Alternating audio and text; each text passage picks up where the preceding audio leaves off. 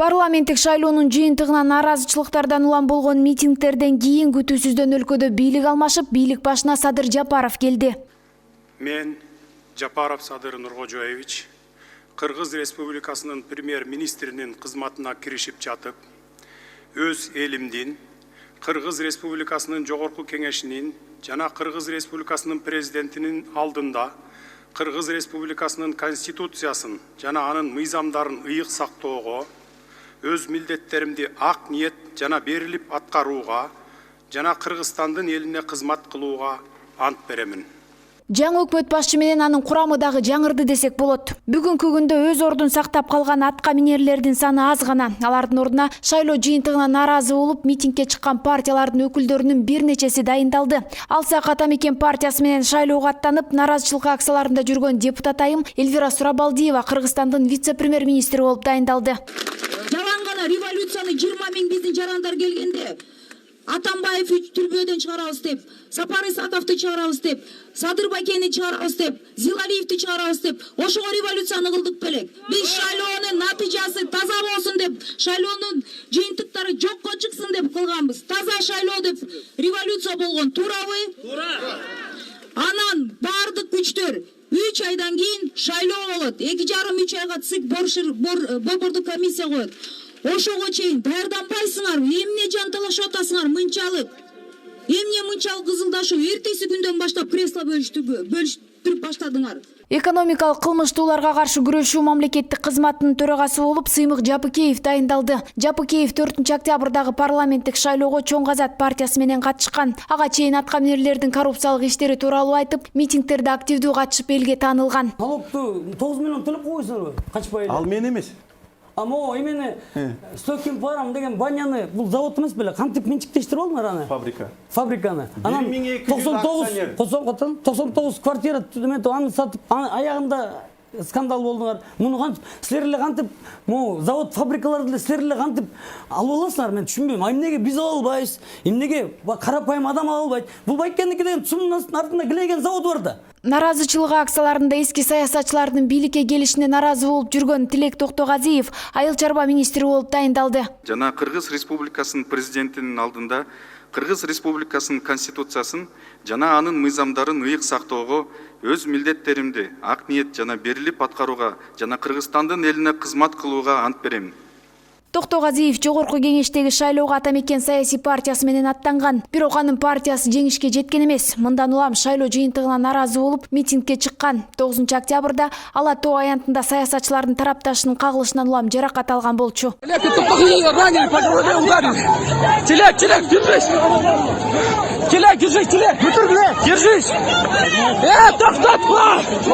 Ошондой эле вице-премьер-министрлик кызматка Чоң Азатчы Максат Мамытканов дайындалды. Ал буга чейин жаңы шайланган жогорку кеңеш өкмөттү бекитип бериш керек деп айтканы бар. Кыска мөөнөттүн ичинде жаңы жогорку кеңештин шайлоосу болуп өтүш керек. Жаңы шайланган жогорку кеңеш өкмөттү мыйзамдуу бекитип бериш керек. Митингде наразы болуп жүргөндөрдүн арасында Ордо партиясынын лидери Мирбек Мияров өкмөттүн Чүй облусундагы ыйгарым укуктуу өкүлү болуп дайындалды. Кечээ болсо Айжан Чыныбаева Бишкек шаарынын вице-мэри болуп дайындалды. Тийиштүү буйрукка шаар мэринин милдетин аткаруучу Балбак Төлөбаев кол койду. Айжан Чыныбаева парламенттик шайлоого Бир бол партиясы менен катышкан. Мы знаем, вы не верите политикам. Ал эми улуттук коопсуздук кызматына жетекчи болуп Мекенчил партиясынын лидери Садыр Жапаровдун жакын досу Камчыбек Ташиев дайындалды. Мамлекетибиздеги ушул бандиттерге, криминалдарга, елди, бизнести, чиновниктерди кайсы бир деңгээлде коркутуп турган криминалдарга я обращаюсь. Теперь никого не будете вы крышевать. Никто никого не будет крышевать. Уважаемый бизнес, пожалуйста, поднимитесь, дайте нам информацию. Если кто-то где-то кого-то будет крышевать, кто-то где-то кого-то будет давить, давление оказывать, мы будем наказывать всех, независимо от того, их чинов, их воров или других моментов. Жапаровдун жаңы дайындоолоруна карата ар кандай пикирлер айтылууда. Арасында мыкты кадрларды алып келди дегендери да, тажрыйбасы жоктор менен эскилерди алып келди дегендери да бар. Бирок президенттин милдетин аткаруучу кадрлар 2-3 айдан кийин сынак аркылуу кайра тандалып ала турганын белгилеп өттү. Анча-мынча кадрдык мүчүлүштөр кетип калып атат. эми аныңар баарыңар эле түшүнүп турасыздар. Ар кандай саясий күчтөр суранат экен. Бул жерде биздин кишиге, биздин фракцияга бер дейт экен, же биздин топко бер дейт экен. Ал эми бул убактылуу гана көрүнүш.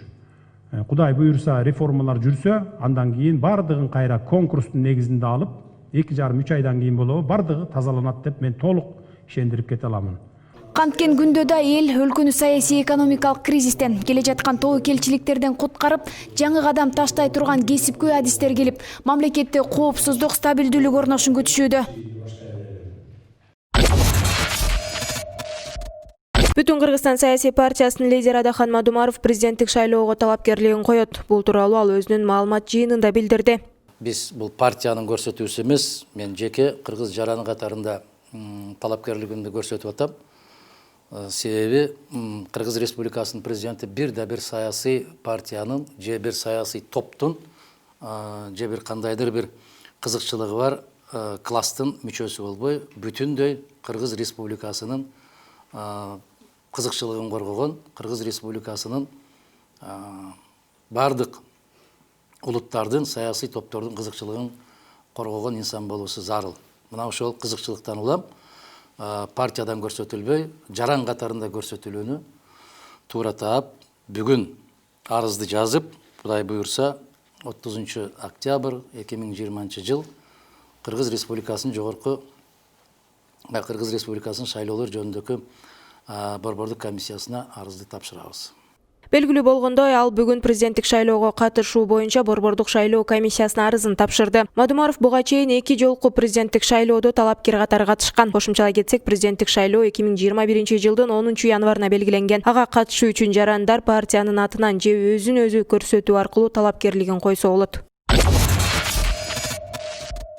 Кыргызстанда соңку бир сутка ичинде коронавирус 596 адамдан табылып, 3 адам каза болду. Бул тууралуу республикалык штабтан билдиришти. Маалыматка ылайык каза болгон жарандар Жалал Абад жана Баткен облусунда катталды. Муну менен өлкөдө коронавирустан 1142 жаран көз жумган. Ал эми акыркы бир күндө 425 адам сакайып чыкты. Аталган илдеттен 49522 адам айыкса, 58394 киши ооруга кабылган. Өлкө аймагындагы стационарларда 3359 бейтап, амбулатордук түрдө 3814 киши дарыланды. Сутка ичинде өлкө боюнча 7 медициналык кызматкер коронавирус жуктуруп алды. Ал эми бир суткада стационарда 2 үй карантинден 5 медкызматкер чыгарылган. Ала Мүдүн жана Ысык Ата райондору боюнча финансы полициясы ири суммадагы салык төлөөдөн качуу фактысын аныктады. Бул тууралуу экономикалык кылмыштарга каршы күрөшүү мамлекеттик кызматынан билдиришти. Финполдун маалыматына караганда, МИС ачык акционердик коомунун 2 негизги акционери бар. Алар офшордук компания жана Кыргыз жараны. Менчигинде 30га чукул өндүрүш, коммерциялык жана айыл чарба багытындагы кыймылсыз мүлкү бар ишкана милдеттүү төлөмдөрдү төлөбөй жүргөн. Ошондой эле акыркы жылдары ири кирешесине карабай нөлдүк отчетторду тапшырып келген. Мунун кесепетинен мамлекетке 90 миллион сомдук чыгым келген деп айтылат билдирүүдө. Ачык булактарда аталган компания депутат Акылбек Жапаровго таандык экени жубайынын атына катталган айтылып жүрөт. Жапаровдон комментарий алууга азырынча мүмкүн боло элек. Кыргызстандын тышкы иштер министри Руслан Казакбаев 29 октябрда Нур-Султан шаарына иш сапары менен барып, Казакстандын өкмөт башчысы Аскар Мамин менен жолугушту. Руслан Казакбаев Кыргызстанда кырдаал турукташып калганын айтып, казакстандык инвесторлордун коопсуздугун сактоо боюнча тийиштүү чаралар көрүлөрүн белгиледи. Тараптар саясий, соода-экономикалык, суу энергетикалык жана башка тармактар боюнча кызматташтык тууралуу сүйлөштү. Ошондой эле COVID-19 пандемиясы маалында чогуу аракеттенүүнү макулдашты. Министр Руслан Казакбаев Казакстан тараптан дары-дармек коргонуучу каражат жагынан көмөктөшүүсүн суранды. Ошондой эле министр казак бийлигинен Кыргызстандын мамлекеттик бюджетин колдоо, азык-түлүк коопсуздугун камсыздоо максатында акчалай жардам берүүнү өтүндү. Кыргызстандын тышкы иштер министри Руслан Казакбаев өткөн аптада бюджетти толтурууга Европа биримдигинен да жардам сураган. Орусия буга чейин убада кылган $100 миллион жардамын Кыргызстанда 6 октябрдагы окуялардан кийинки туруксуз кырдаал учурунда токтотуп койгону маалым болгон. Мамлекеттик чегара кызматы чегара тилкелерин күчөтүлгөн тартипте көзөмөлдөөгө өттү. Маалым болгондой, күчөтүлгөн режим президенттин милдетин аткаруучу премьер-министр Садыр Жапаровдун тапшырмасы менен 2020 жылдын 29 октябрында саат 20:00 тарта башталды. Чек ара кызматы коңшу мамлекеттердин чек ара ведомстволары менен ыкчам маалымат алышуу маселелери боюнча өз ара аракеттерди жана мамлекеттик чек араны биргелешип кайтаруу иш-чараларын күчөтөт. Учурда ведомствонун жетекчилиги республиканын бардык аймагы боюнча ыкчам талай иш сапарына чыгып, мамлекеттик чек араны кайтаруу жана аны уюштуруу тапшырмаларын жеткирүүдө деп айтылат маалыматта. Кыргыз Республикасынын мамлекеттик чек арасында учурда кырдаал туруктуу экендиги кошумчаланды. Бишкекте бүгүн 30 октябрда түндүк электр ишканасынын кызматкерлери Улуттук энергия холдингдин алдында митингге чыгышкан. Андан соң алардын наразычылык акциясы өкмөт үйүнүн алдында уланды. Алардын айтуусуна караганда кызматтан алынган директор жакында эле дайындалган жана жумуштун шартын жакшырта баштаган болчу.